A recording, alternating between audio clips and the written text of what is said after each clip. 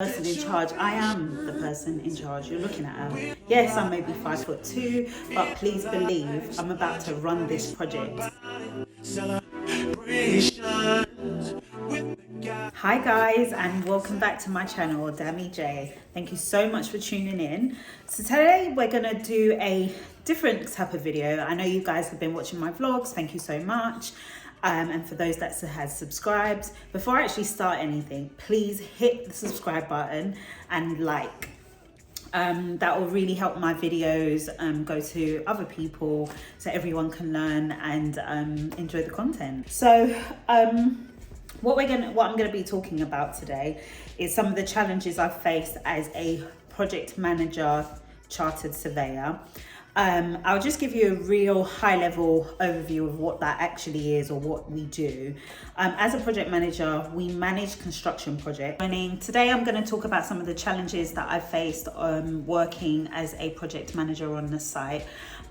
These obviously will vary from individual to individual, from case to project. So by no means is my experience the be all or end all, but I'd love to just share some of the challenges that I've faced.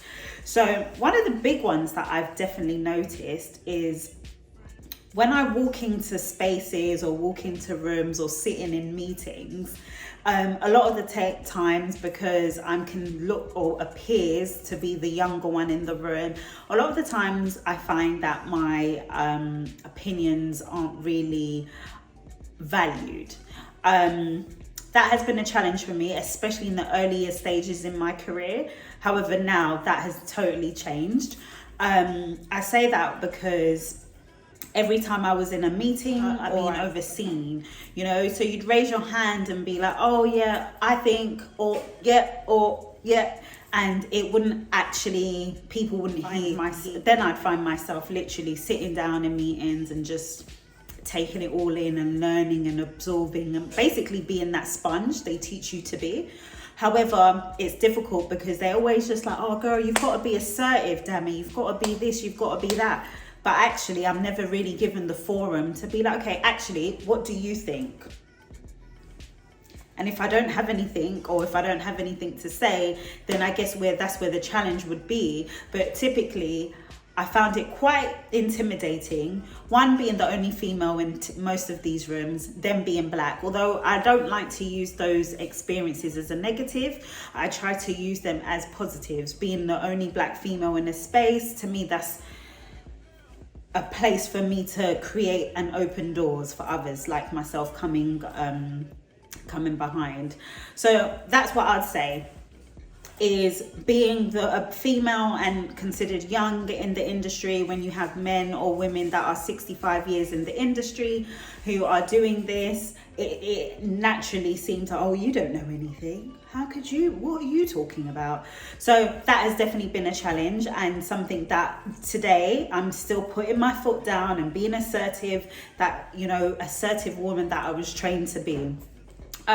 Another challenge I actually got to a site that I was project managing, and it was all a new team. You know, we had spoken via email. I had got my introductions done, and I was waiting for the meeting to start. You know, like to start on time, very important when holding meetings. Time management. And one of the experiences I came across was the guys were like, okay, yeah, so who's leading this meeting? Like, who's the project manager? And I was just like, I am. I introduced myself as the project manager. So who else were you hoping to see? So again, these are some of the experiences that I've been through, and also it taught me, if they can't hear me in the room or notice me in the room, there's something I need to shift and adjust. So then I became more vocal and more assertive and made my presence known that, yes, I'm the project manager. I'm going to be leading this meeting. Good morning, everyone, etc., etc. It was just, that is definitely an experience that I found where it's just like, wait, people, who is she? Who are you? Like, what's going on?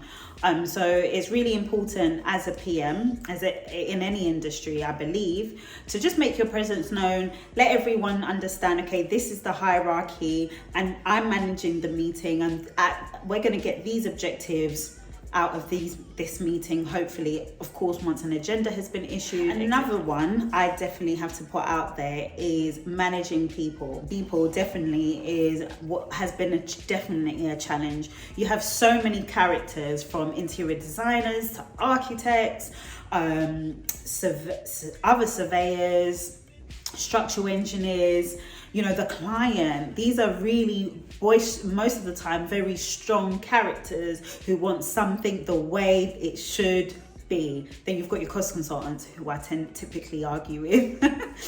But yeah, no, one thing I've found is managing all of those people is a challenge. The thing is, I think with experience and with time, you get to learn, actually, yeah, you need to be quiet and you need to let this person talk. You've had your moment, and actually follow. This was part of my RICS, which is the body that I belong to as a chartered professional surveyor. The RICS is the Royal Institute of Chartered Surveyors. That is essentially the body that I belong to. They're located over in Westminster in London. And if you want to be part of it, please hit their website. You'll have, there's so much information out there. I'll talk about some of the challenges I've faced working on a JCT contract. So a JCT is a Joint Contract Tribunal. It is a form of contract. There's many different forms. You've got FIDIC, you've got NEC, and you've got JCT. I've typically worked on, most of my projects that I've worked on have been a JCT contract, or have been bespoke contracts for specific clients. And that's a whole nother ball game when you're dealing with bespoke contracts. But today I'm just going to focus on what JCT is. And as I said earlier, that is Joint Contract Tribunal.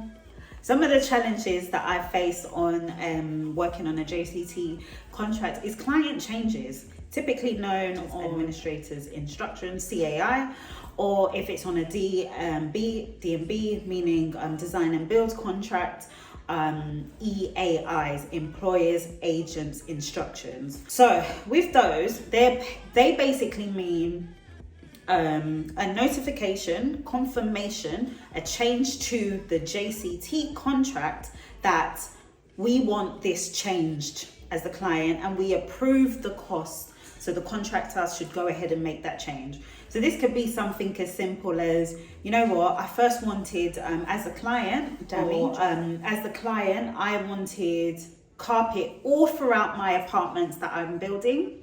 All of my 21 apartments that I'm building, I want carpet all throughout. Then I decided, actually speaking to other stakeholders, etc., that actually, you know what, we're better off having hard flooring, right? And then I come back and say, guys, yeah, you know that, you know, you put in the contract carpet, I kind of want to change that and make that to hard flooring. So then there's going to be a change of cost, and there's going to be a change of time. So with that, you have a relevant event, and sometimes a relevant matter, depending on what challenges are just changes to contracts. Because what happens is, when you change something in the contract, you have a change in cost and a change in time. So that could then make the project longer and more expensive, or sometimes in some cases, which I've not actually experienced in myself, is make the contract shorter and less expensive. But there are obviously, every time you omit or make a change, there are usually some costs associated with changes, for example, a material change. Cost overrunning. Like I've just mentioned, with certain changes to contracts, there are sometimes costs associated with those. And that is one of the big bugbears on a project, is when costs just overrun. And this might be to client changes over maybe not particularly costing the project right, inflation, a pandemic. It could be anything really that can inflate a project cost. But those typically are some of the things that you get to see and get to understand. And also just stalling. Sometimes when the client may not have the sufficient funds for the project, this then naturally delays the project and makes it more expensive to complete.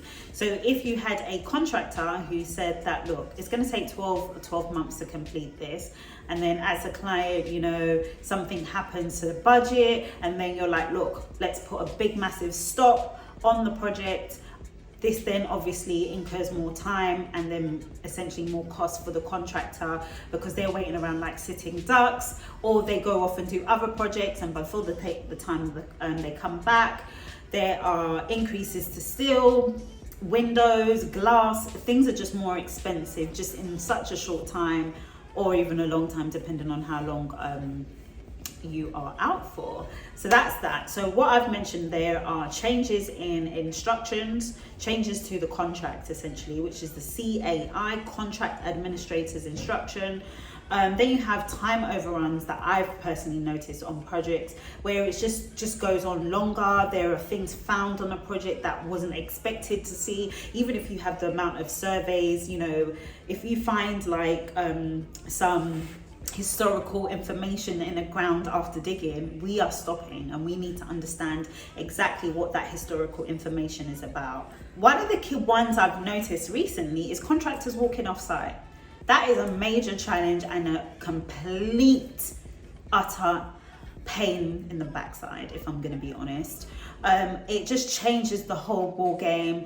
And why do contractors walk off site? That is a whole nother video that I can talk about later, and how you have to rectify the issues when that happens. But that's why record keeping, meeting minutes, and I hate doing those, I promise you I hate doing those, but meeting minutes, recording of meetings with consensual, with the consent of the other parties involved, is very key. So contractors walking off site can really impact the progress of a project, and I've particularly faced that maybe twice now on projects where contractors just weren't paid, and the client was not, you know, was struggling to pay that.